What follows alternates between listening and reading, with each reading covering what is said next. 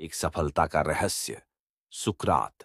एक बार एक व्यक्ति ने महान सुकरात से पूछा कि सफलता का रहस्य क्या है।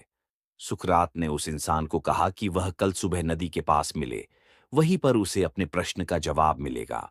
जब दूसरे दिन सुबह वह व्यक्ति नदी के पास मिला, तो सुकरात ने उसको नदी में उतरकर नदी गहराई की गहराई मापने के लिए कहा। वह व्यक्ति नदी में उतरकर आगे की तरफ जाने लगा। जैसे ही पानी उस व्यक्ति के नाक तक पहुंचा, पीछे से सुकरात ने आकर अचानक से उसका मुंह पानी में डुबो दिया। वह व्यक्ति बाहर निकलने के लिए झटपटाने लगा, कोशिश करने लगा, लेकिन सुकरात थोड़े ज्यादा स्ट्रांग थे।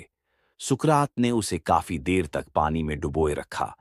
कुछ समय बाद सुकरात ने उसे छोड़ दिया और उस व्यक्ति ने जल्दी से अपना मुंह पानी से बाहर निकालकर जल्दी जल्दी सांस ली। सुकरात ने उस व्यक्ति से पूछा, जब तुम पानी में थे तो तुम क्या चाहते थे? व्यक्ति ने कहा, जल्दी से बाहर निकलकर सांस लेना चाहता था। सुकरात ने कहा, यही तुम्हारे प्रश्न का उत्तर है। जब तुम सफलता को उतनी ही तीव्र इच्छा से चाहोगे, जितनी तीव्र इच्छा से तुम सांस लेना चाहते हैं, तो तुम्हें सफलता निश्चित रूप से मिल जाएगी। तो अभ्यास का महत्व।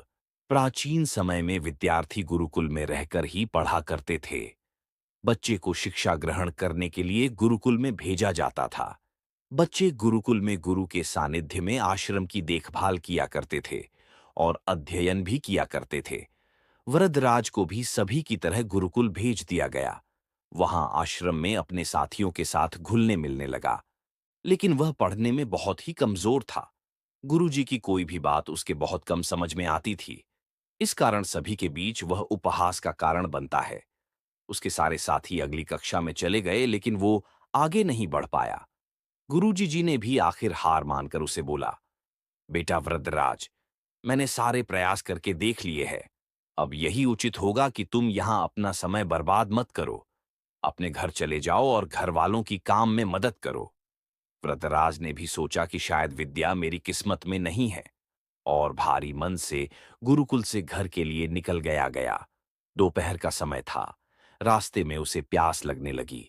इधर उधर देखने पर उसने पाया कि थोड़ी दूर पर ही कुछ महिलाएं कुएं से पानी भर रही थीं। वह कुएं के पास गया। वहां पत्थरों पर रस्सी के आने जाने से निशान बने हुए थे।